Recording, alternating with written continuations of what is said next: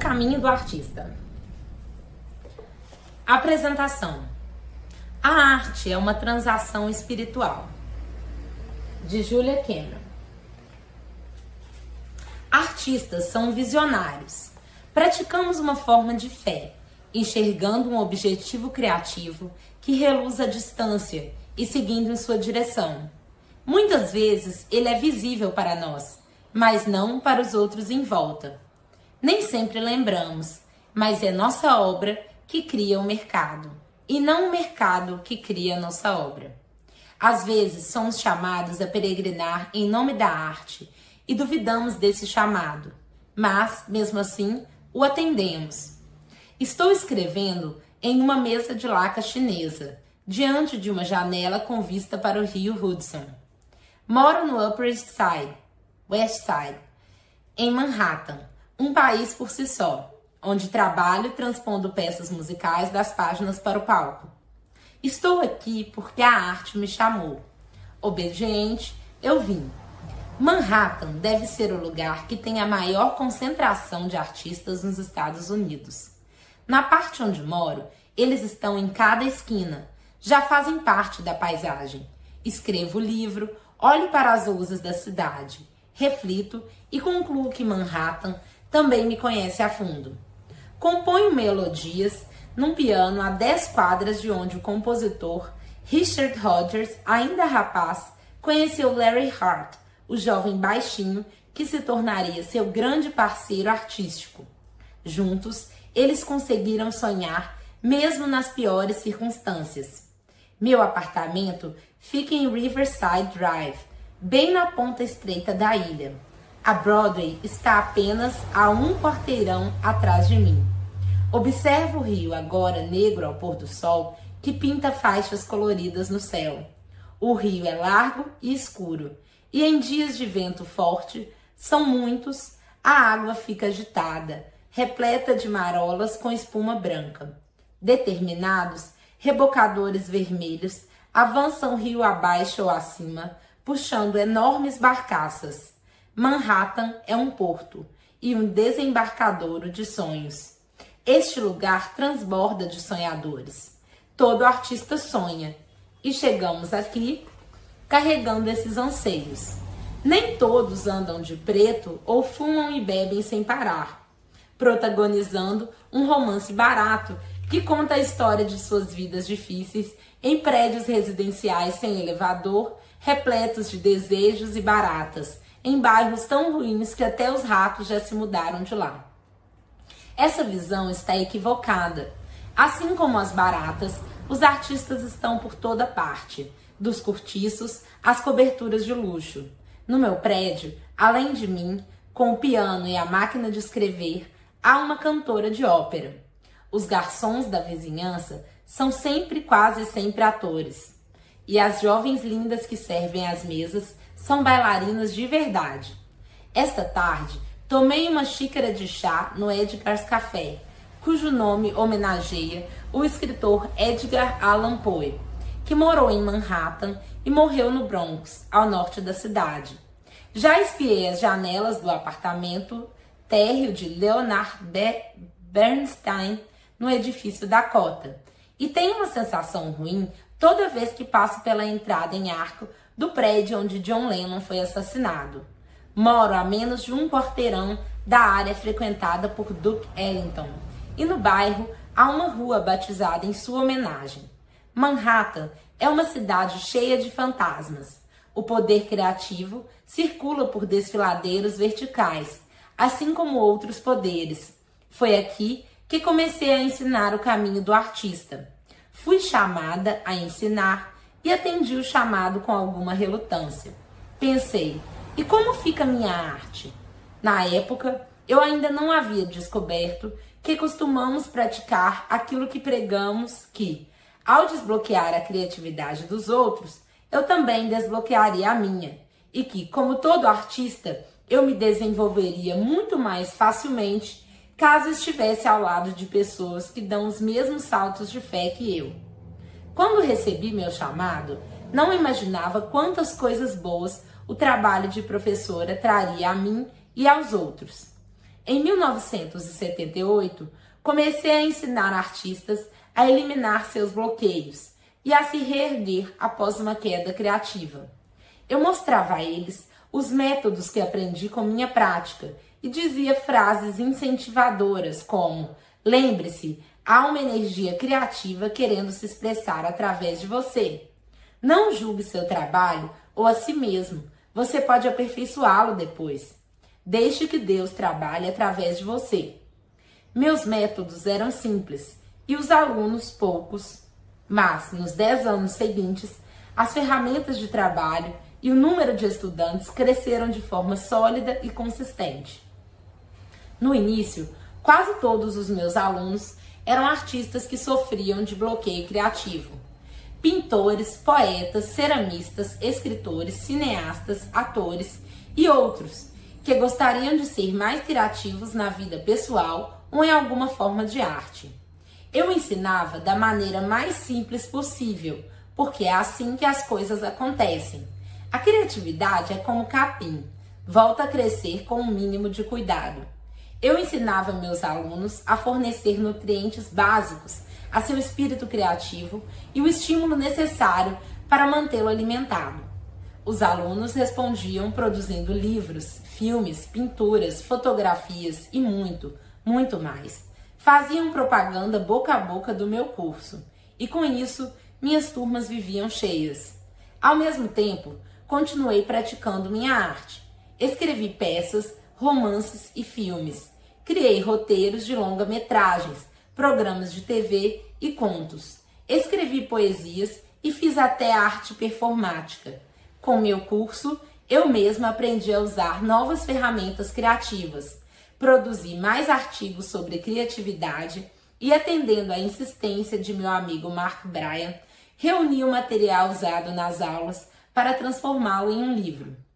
Em certo momento, Mark e eu nos sentamos lado a lado para imprimir e organizar os textos que fariam parte do livro que eu enviaria a quem precisasse de ajuda. Nesse processo artesanal, nós o enviamos pelo correio para umas 1000 pessoas, que por sua vez fizeram cópias e as repassaram aos amigos. Começamos a ouvir histórias incríveis de recuperação. Pintores voltando a pintar, atores voltando a atuar, diretores voltando a dirigir e pessoas comuns ouvindo um chamado inesperado.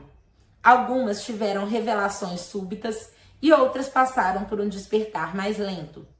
Jeremy P. Tarcher, um editor muito conhecido na área de criatividade e potencial humano, leu um esboço do livro e decidiu publicá-lo.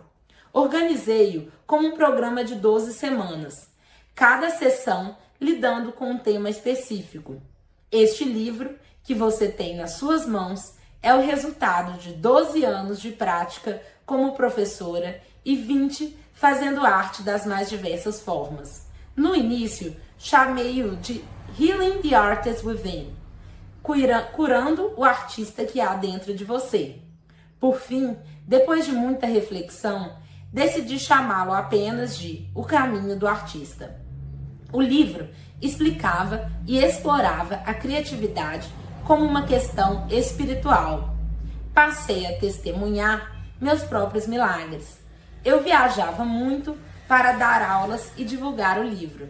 E nas sessões de autógrafo e outras aparições públicas, comecei a ser presenteada com CDs, livros, vídeos e cartas transmitindo mensagens como: usei seus métodos e criei isto. Muito obrigada. O elogio mais frequente era: seu livro mudou minha vida. E eu ouvia isso tanto de artistas desconhecidos quanto de famosos, tanto em cidades pequenas quanto em metrópoles. Usando as ferramentas que lhes apresentei, pintores superaram o bloqueio e foram selecionados para exibir sua obra em grandes exposições. Escritores que haviam parado de escrever voltaram a criar e chegaram a receber prêmios Emmy ou Grammy por seu trabalho. Eu me sentia humilde diante do poder de Deus, o grande Criador, capaz de restaurar a força, a vitalidade e a inspiração de caminhos criativos tão individuais, diversos e divergentes. Uma mulher de 50 e poucos anos, escritora com bloqueio criativo, acabou se tornando uma dramaturga premiada. Um músico que passara muitos anos apenas como instrumentista de apoio de outras bandas, concebeu e executou um álbum solo considerado uma obra-prima. Sonhos antigos começaram a florescer em todo lugar que o grande criador tocava com sua mão de jardineiro. Recebi agradecimentos que deveriam ser dirigidos mais apropriadamente a Deus. Servi apenas como um canal para revelar que Ele ama os artistas e ajuda aqueles que abrem a criatividade. De artista a artista, de mão em mão, o caminho do artista começou a se espalhar. Soube de grupos criativos que se formaram nas florestas do Panamá, no interior da Austrália e na redação do The New York Times. Nos preceitos criativos deste livro, grupos druidas, sufis e budistas encontravam algo em comum. Com a internet, formaram-se grupos de discussão ou, como eu os chamo, aglomerados, que eram como grandes plantações que se expandiam até a Inglaterra, a Alemanha e depois a Suíça, com integrantes de um grupo de estudos junguiano. Assim como a vida, o caminho do artista, que passou a ser chamado de movimento, avançou de forma obstinada e voraz. Proliferaram artistas que ajudavam uns aos outros, obras de arte surgiram e carreiras decolaram e se consolidaram. Fui uma feliz testemunha de tudo isso. Soubemos que o livro estava sendo usado em hospitais, presídios, universidades, centros de desenvolvimento do potencial humano e muitas vezes por terapeutas, médicos, grupos de portadores do vírus HIV e programas de assistência a mulheres vítimas de violência doméstica. Isso sem falar em estúdios de artes plásticas, seminários de teologia, conservatórios de música. Com base no boca a boca, o livro era passado de mão em mão, de coração a coração, de artista a artista, com uma medida de primeiros socorros. Como um jardim milagroso, ele continuou crescendo e ainda cresce. Há pouco tempo, recebi pelo correio um livro recém-publicado por um leitor meu, junto com uma carta de agradecimento. Desde que foi publicado pela primeira vez, em 1992, O Caminho do Artista foi traduzido para 20 idiomas, sendo ensinado e recomendado em toda parte, de jornais de grande circulação a museus, de institutos sem fins lucrativos a estúdios musicais. Grupos de leitores se reúnem em igrejas e centros de cura, da América Central ao deserto australiano. Já falei que muitos psicólogos usam meu livro em terapias de grupo? É verdade, as pessoas são, entre aspas, curadas porque a criatividade é saudável e ao praticá-la, elas alcançam seu eu superior. Todos somos maiores do que podemos conceber. Eu queria que o caminho do artista fosse como o programa dos 12 Passos dos Alcoólicos Anônimos, praticamente sem líderes, autodidata, crescendo mediante a ausência de um controle central, expandindo-se por meio de uma série natural de avaliações pessoais. Meu lema era: o processo irá proteger, guiar e corrigir a si mesmo contra abusos. Quando ultrapassamos a marca de 1 milhão de exemplares vendidos, meu receio era não ter mais tempo e a privacidade necessários para criar minha arte, pois sem essa experiência pessoal, eu não poderia continuar ajudando os outros. Como eu conseguiria escrever um livro novo sem ter nenhuma ideia nova a ensinar? Pouco a pouco, me recolhi à solidão do meu laboratório pessoal de criatividade. O local silencioso e tranquilo dentro de mim, onde posso criar e aprender com essa prática. Cada obra minha me ensinou o que deveria ensinar aos outros. Cada ano que trabalhei me ensinou que a criatividade era uma obra aberta. Não havia limite, embora o crescimento se desse de forma lenta. A fé era um ingrediente necessário. Comecei a escrever livros curtos e específicos com a intenção de desarmar os perigos reais que cercam quem tenta levar uma vida criativa, saudável e tranquila. Escrevi The Right to Write, o direito de escrever, e Supplies, suprimentos, e outros guias mais singelos, como The Artist's Datebook, o caderno de notas do artista, The Artist's Way, Morning Pages Journal, o caminho do artista, páginas matinais, além de outros livros de orações criados para transmitir segurança e bem-estar a quem desbrava o caminho criativo. Embora a arte seja um caminho espiritual, é melhor trilhá-lo com outros peregrinos. As pessoas escutaram minha mensagem. Quanto a mim, um romance, uma coletânea de crônicas e 3 peças de teatro se materializaram enquanto eu publicava 17 livros de não ficção e continuava dando aulas. Meus alunos ganharam prêmios, e eu também. A revista Youth Reader considerou O Caminho da Artista uma obra-prima, e meus livros continuaram aparecendo nas listas de mais vendidos no mundo inteiro.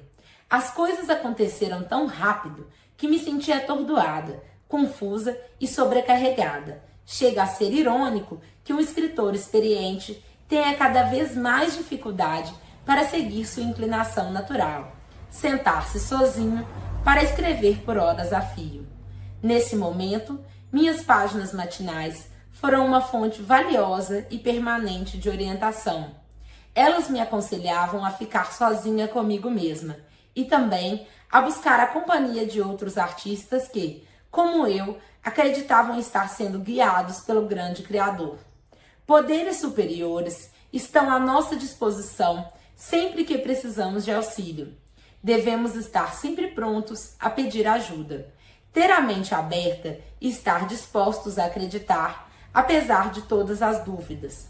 A criatividade é um ato de fé e precisamos ser leais a essa fé, estar dispostos a compartilhá-la para ajudar os outros e para receber ajuda em troca. Da minha janela, diante do rio Hudson, avisto uma grande ave voando alto. Faz dias que vejo essa ave enfrentando os ventos furiosos que formam uma corrente ao redor da ilha de Manhattan. É grande demais para ser um falcão e não parece uma gaivota. Mais ao norte, o vale do Hudson está repleto de águias. Mal posso acreditar que estou vendo uma agora, mas ela parece saber exatamente que é uma águia. Ela não diz o seu nome, ela o representa. Talvez, na condição de artistas, sejamos como esses pássaros, confundidos por nós mesmos e pelos outros, como se pertencêssemos a outra espécie, sendo levados pela corrente dos nossos sonhos, caçando nos desfiladeiros do comércio algo que enxergamos do alto. Para os artistas, usar as asas e fazer uma oração são procedimentos de rotina. Precisamos confiar no nosso processo e olhar muito além dos resultados. Ao longo dos séculos, os artistas falaram muito sobre inspiração, acreditando que Deus ou algum anjo se comunicava com eles. Na nossa era, é raro que alguém ainda fale de arte como uma experiência espiritual. Mesmo assim, a experiência central da criatividade é mística, e ao abrir a alma para o que deve ser feito, encontramos o autor de toda a criação. Artistas trabalham duro. Temos uma devoção monástica à nossa obra.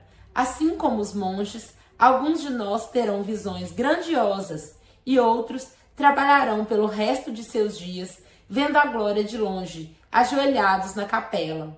Por isso oramos. A fama virá para alguns. A honra visitará todos os que se esforçam.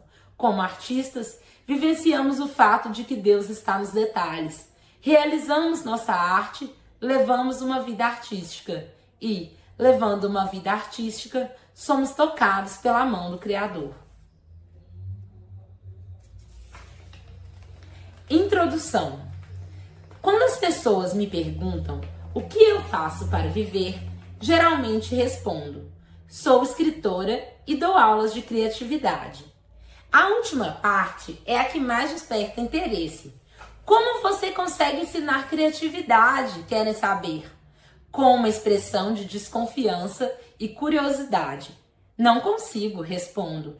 Eu ensino as pessoas que se permitirem ser criativas. Ah, você está dizendo que qualquer pessoa pode ser criativa? Nesse momento, surge um conflito entre a incredulidade e a esperança. Sim, você realmente acredita nisso? Acredito. Então, como faz para ensinar? Este livro é o que eu faço. Por mais de uma década, tenho realizado um workshop com o intuito de ajudar as pessoas a liberar sua criatividade. Dei aulas para artistas e não artistas, pintores e cineastas, donas de casa e advogados.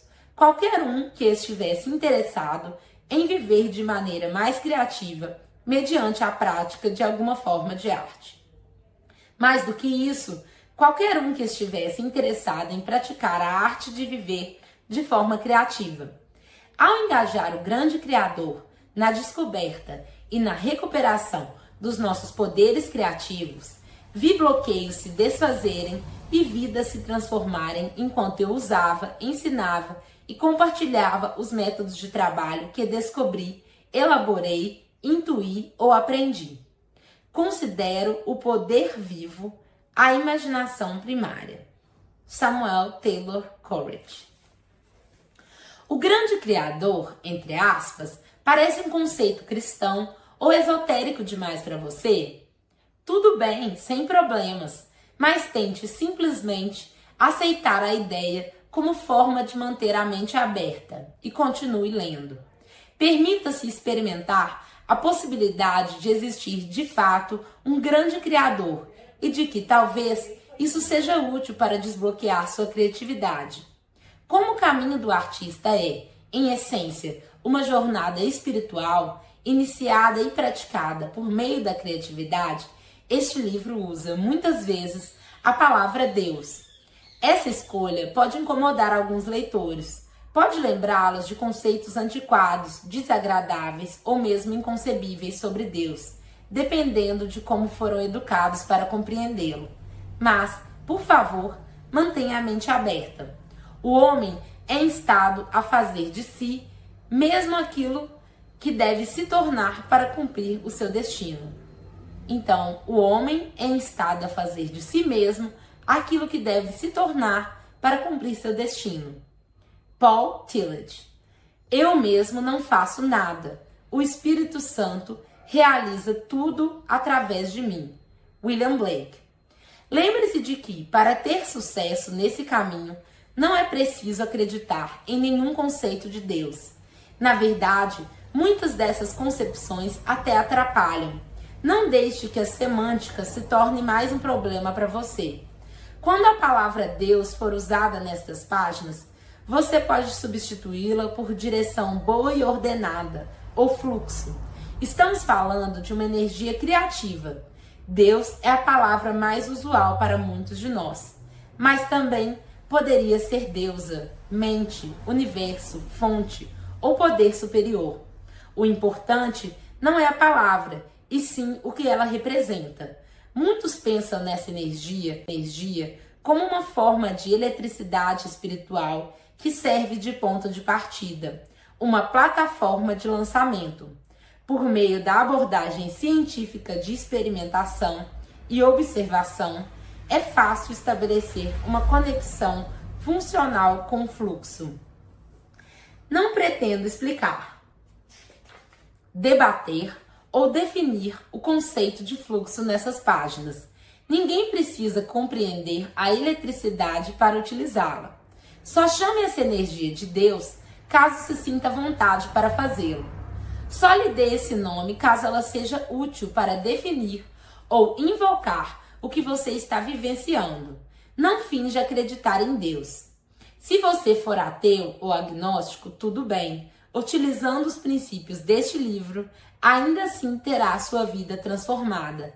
Já trabalhei com artistas profissionais e com aqueles que sabiam apenas o que sonhavam ser ou desejavam apenas ser mais criativos. Hoje, eu não só acredito, como tenho certeza de que não importa a idade ou caminho percorrido. nem se a arte é sua carreira, um hobby ou apenas um simples sonho. Nunca é tarde para desenvolver a criatividade. Não se considere egocêntrico, egoísta ou tolo demais por desejar isso. Certa vez, tive um aluno de 50 anos que me disse que sempre quis escrever e, usando este método, tornou-se um dramaturgo premiado. Um juiz empregou as mesmas ferramentas e realizou o sonho de se tornar escultor. Nem todos os meus alunos se tornam artistas em tempo integral e muitos artistas profissionais me contam que o programa aqui proposto desenvolveu sua criatividade e os aperfeiçoou como seres humanos. Com base na minha experiência e na de inúmeras outras pessoas que compartilharam suas histórias comigo, passei a acreditar que a criatividade é nossa verdadeira natureza e que os bloqueios são um entrave nada natural a um processo que é tão normal e milagroso quanto o desabrochar de uma flor. Considero esse processo de fazer contato espiritual muito simples e objetivo. Por que Deus tem que ser um substantivo? Por que não um verbo? O mais ativo e dinâmico verbo de todos. Mary Daly. Se você sente que está sofrendo um bloqueio criativo, e acredito que, em alguma medida, todo mundo tem essa sensação, é possível, até provável, que aprenda a criar com mais liberdade, a utilizar as ferramentas oferecidas neste livro. Assim como as posturas de yoga alteram sua consciência quando você está simplesmente alongando o corpo, os exercícios que ensino aqui alteram sua consciência quando você está simplesmente escrevendo ou produzindo algo. Pratique-os e a inovação será uma consequência. Mesmo que você não acredite nisso, nem chame esse processo de despertar espiritual. Em suma, a prática é mais importante do que a teoria. Com ela, você vai abrir os caminhos em sua consciência, e é por meio deles que as forças criativas poderão operar. Quando você concorda em abrir esses caminhos, a criatividade emerge.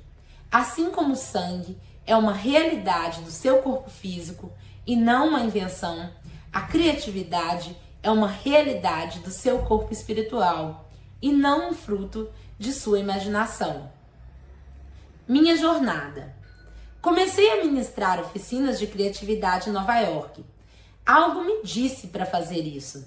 Eu estava caminhando numa rua de paralelepípedos do West Village sob um lindo sol de fim de tarde. De repente, simplesmente soube que precisava ensinar a desfazer bloqueios criativos. Talvez tenha sido o desejo de alguém que caminhava perto na hora. Por aqui há artistas por todos os lados, fazendo todas as formas de arte, com ou sem bloqueios. Preciso acabar com esse bloqueio, alguém deve ter pensado. Sei como resolver seu problema, é o que talvez eu tenha respondido, pegando a deixa. Sempre ouvi fortes apelos internos, ordens de comando, como costumo chamar.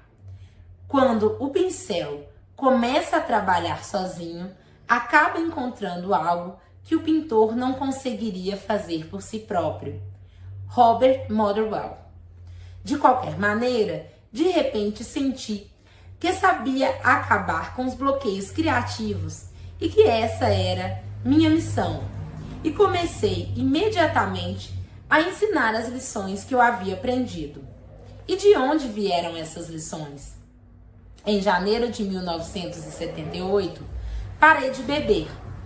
Nunca achei que a bebida fizesse de mim uma escritora, mas na época achava que a falta dela poderia me fazer parar de escrever. Na minha cabeça, beber e escrever eram atos inseparáveis. Meu truque era superar o medo e mergulhar na escrita. Eu lutava contra o relógio, tentando escrever antes que o álcool enevoasse minha mente e bloqueasse outra vez minha janela de criatividade.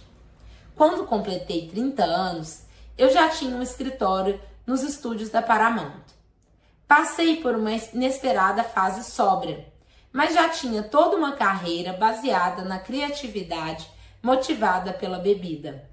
Era criativa em espasmos, como um ato de vontade própria, fruto do ego, amando de outros. Era criativa sim, mas em jorros, como sangue saindo de uma artéria cortada. Uma década como escritora e tudo o que eu sabia fazer era me jogar de cabeça, me atirar desesperadamente no que estivesse escrevendo. Nessa fase, a única possível relação entre criatividade e espiritualidade era apenas a semelhança com a crucificação. Eu sentia os espinhos da prosa, eu sangrava. Se pudesse ter continuado a escrever daquela forma dolorosa, certamente ainda estaria trabalhando assim. Na semana em que parei de beber, havia acabado de publicar 2 matérias em revistas de circulação nacional e concluído o roteiro de um filme. Por outro lado, o álcool havia assumido o controle de minha vida. Eu dizia a mim mesma que, se a sobriedade significava perder a criatividade, então não queria ficar sóbria. Ao mesmo tempo, admitia que a bebida acabaria matando a mim e a minha criatividade. Precisava aprender a escrever sem estar sob a influência do álcool, ou então desistir da carreira. Minha espiritualidade começou por força da necessidade e não da virtude. Fui obrigada a encontrar um novo caminho criativo. Aí começou meu aprendizado. Aprendi a entregar minha produção ao único Deus em que acreditava, o Deus da criatividade, a força de vida que Dylan Thomas chamou de a força que, através da verde haste, estimula o desenvolvimento da flor. Aprendi a abrir o caminho para a força criativa trabalhar através de mim. Aprendi a simplesmente ficar diante da página e escrever o que eu via. A partir daí, o ato de escrever se tornou mais parecido com uma bisbilhotice e menos com uma invenção complicada. Não era mais algo traiçoeiro, nem explodia mais em cima de mim. Eu não precisava ter vontade de escrever. Não precisava descobrir se estava inspirada. Eu simplesmente escrevia. Não havia negociações. Bom, ruim, não era da minha conta. Não era eu quem estava trabalhando. Deixei de ser uma autora inibida pela minha consciência e comecei a escrever livremente. A postura do artista é de humildade. Ele é essencialmente um canal. Piet Mondrian.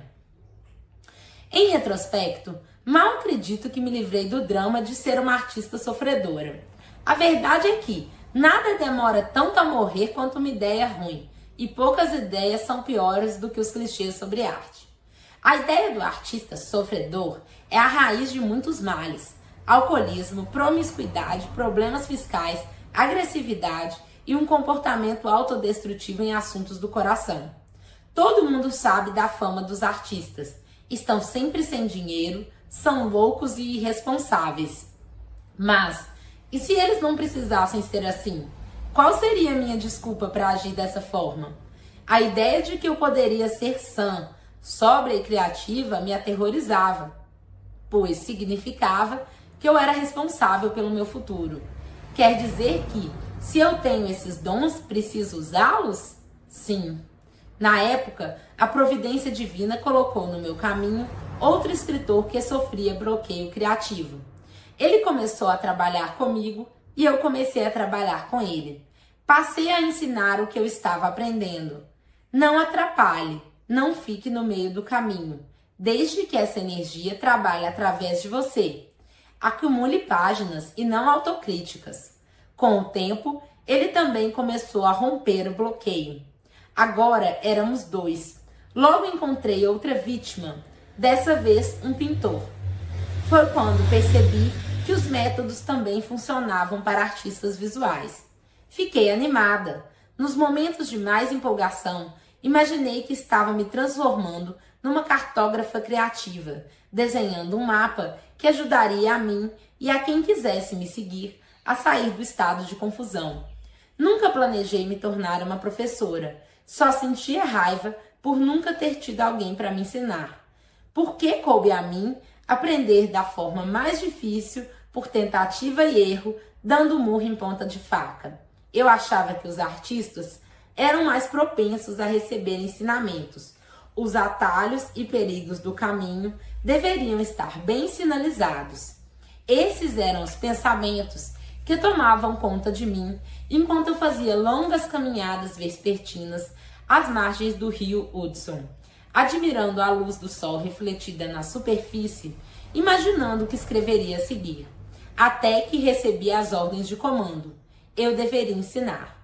Uma semana depois, recebi uma proposta de trabalho e uma sala de aula no Instituto de Arte Feminista de Nova York, do qual nunca havia ouvido falar. Minha primeira turma, formada por pintores, escritores, poetas e cineastas que sofriam bloqueio criativo, formou-se espontaneamente. Comecei a ensinar-lhes as lições que estão neste livro. Depois da primeira turma, vieram muitas outras, bem como novas lições. Deus deve se tornar uma atividade em nossa consciência. Joel S. Goldsmith. O caminho do artista nasceu como anotações informais sobre os assuntos abordados nas minhas aulas. Eu e meu parceiro Mark Bryan enviamos esses textos pelos correios a quem se interessasse. À medida que a propaganda boca a boca ia se espalhando, passei a enviar mais e mais cópias dos textos. A quantidade de pacotes enviados crescia, assim como o número de alunos. Por fim, após muita insistência de Mark, coloque tudo no papel, você pode ajudar muita gente. Isso precisa virar um livro. Comecei a reunir meus pensamentos. Eu escrevia e Mark, que na época já era meu parceiro dando aulas e administrando nosso trabalho, apontava o que poderia ser melhorado. Eu escrevia mais e Mark me mostrava o que ainda havia ficado de fora. Ele me lembrava dos muitos milagres que eu havia testemunhado e que validavam minhas teorias. Então, insistia que eu também incluísse exemplos. Passei para o papel o que vinha colocando em prática havia uma década. As páginas que nasceram desse processo funcionam como um mapa para o artista que deseja desfazer seus bloqueios por conta própria. Assim como a ressuscitação boca a boca ou a manobra de Heimlich. As ferramentas deste livro foram criadas para salvar vidas. Por favor, use-as e divulgue-as. Muitas vezes ouvi coisas como: antes do seu curso, eu não consegui encontrar minha criatividade de jeito nenhum. Os anos de amargura e perda haviam me custado muito. Então, aos poucos, o milagre aconteceu. Voltei à faculdade para me formar em teatro e pela primeira vez em muitos anos estou fazendo testes para um papel. Venho escrevendo com regularidade e, acima de tudo, finalmente me sinto capaz de me considerar uma artista de verdade. Acho que não consigo transmitir a sensação de testemunhar o milagre que vivenciei como professora, percebendo a diferença entre o antes e depois na vida dos alunos. Durante o curso, até a transformação física pode ser surpreendente, o que me faz pensar que o termo iluminação é literal. Quando os alunos entram em contato com sua energia criativa, muitas vezes seu rosto começa a brilhar. A mesma atmosfera espiritual intensa que preenche uma grande obra de arte também pode estar presente numa aula de criatividade. De certa forma, como seres criativos, nossas vidas se tornam nossas obras de arte.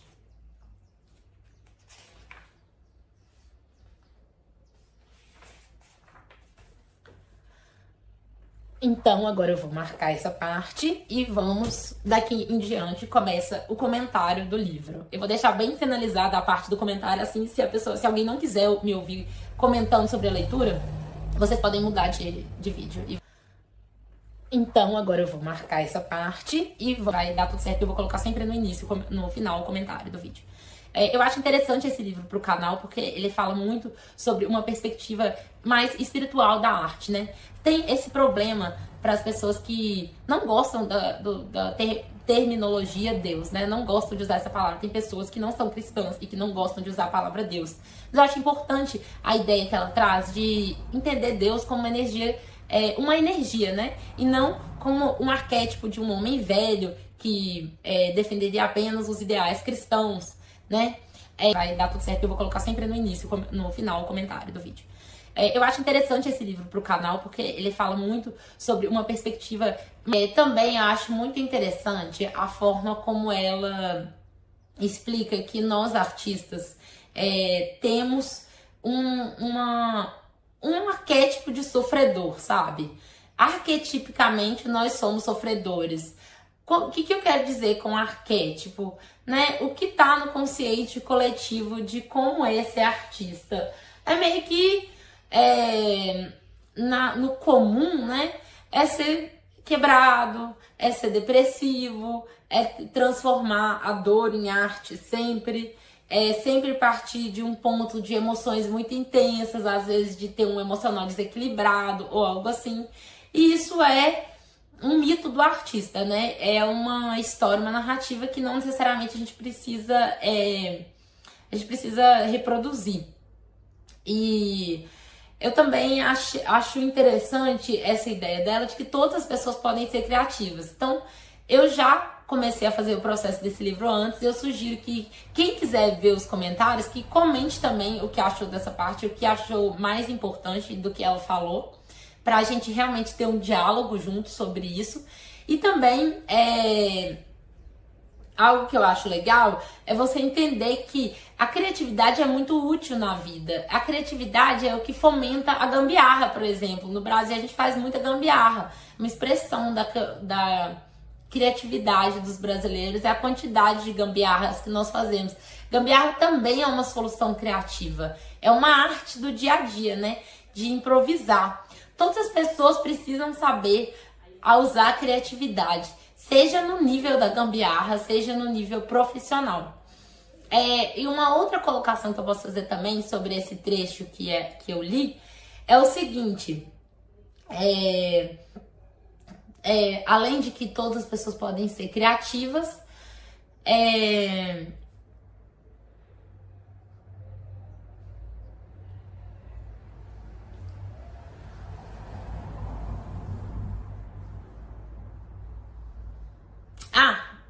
é o seguinte, lembrei. Vou até dar uma cortadinha, porque pensei por longos momentos. Mas é o quê?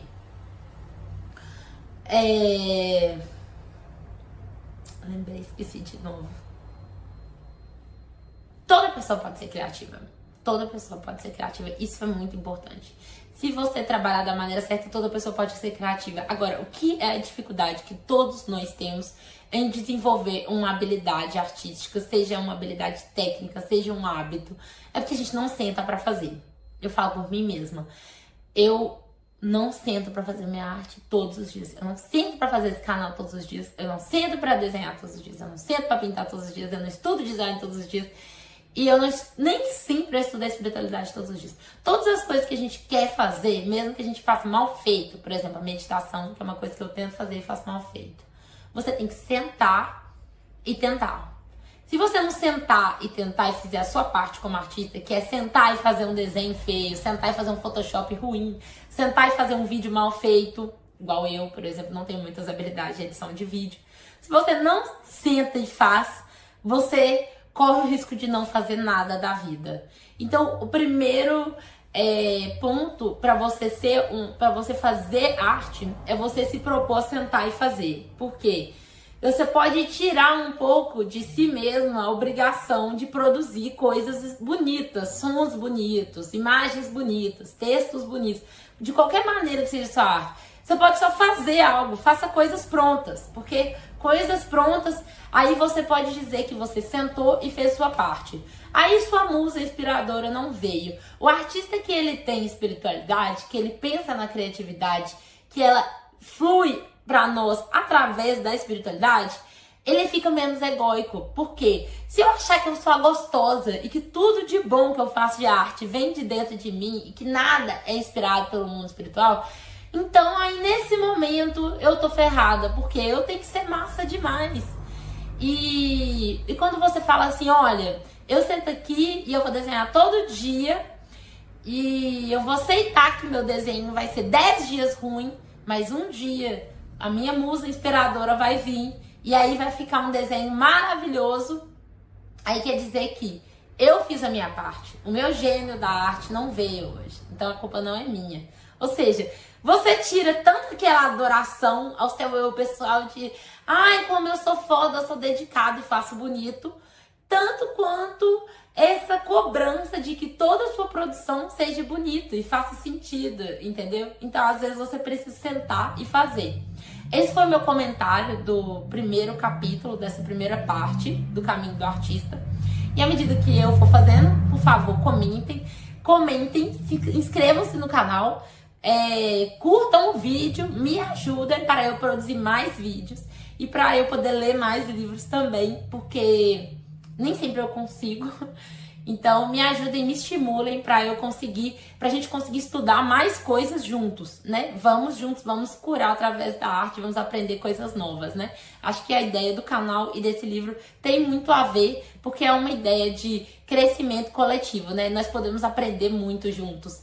Então vamos estar falando aí, vou estar fazendo essa primeira parte do Caminho do Artista e no finalzinho vou estar fazendo o meu comentário do que eu achei. E eu espero que vocês gostem dessa forma nova de ler o livro. E se tiver chato também, comentem aí e me falem. Tá muito chato? Ou podem fazer críticas também, podem me esculachar. Eu quero que me dê ibope.